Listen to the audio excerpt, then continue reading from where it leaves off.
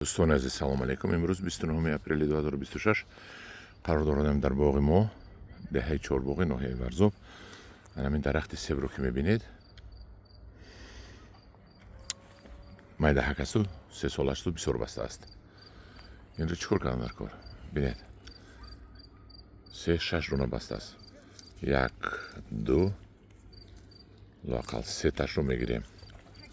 اینجا همش مایده است. همش رو کنده میپرتویم. در داخل 4 تا هست. ما 2 تاش رو کنده میپرتویم. اینجا رو نیست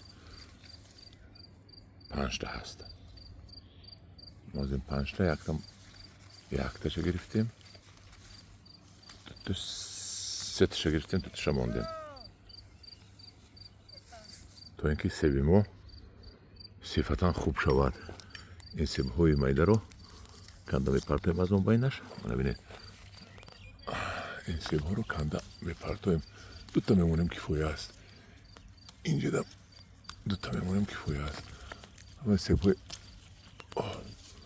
مایده ای کورنوشایم شدگیش رو اینچونین یک قسم کلانش رو ما کم کرده میپرتویم. خیلی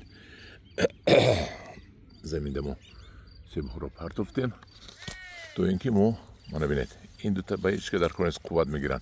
اینش رو ببینید کج هست. کج رو نیز میکنیم. این سیبی کج باکی در کور است. جناب ولی گفتن که بگدا خربوزه کجلا میدین. درست گفتن. این سیبی کج بایش که در کور نیست. اینم یک تاش رو میگیریم. یک تا میمونیم. هم خیلی خلاصی گپ هم خیلی ما گرد برگرد میگردیم. اینجا بینید یک پیامه دارد. اینم ما میگیریم. 1 تا 2 تا 3 تاش رو گرفتیم از 6 تا 3 تا مونیم. 2 تا میموندیم بو نقصر بود. از اینجا 1 2 تا 3 تاش رو گرفتیم. از اینجا بگیریم خلاصی گپ ما سرباریش رو خیلی کم کردیم. هیچ که در کور نیست. اینو اکنون امروز جولای سخت دیگه است در شهر. حالی من شهرم هم خونم رو نشون میدم. میگن همه جزیر شده است. همه میگن جزیر شده است در شهر. باغ خدا با شکر در چهارباغ جوله نزد. حاضرش دست سیبا هم خیلی خوب موندن. در پناه خدا باشید و کسی معقول باشد یک لایک مونید. подписаться شوید.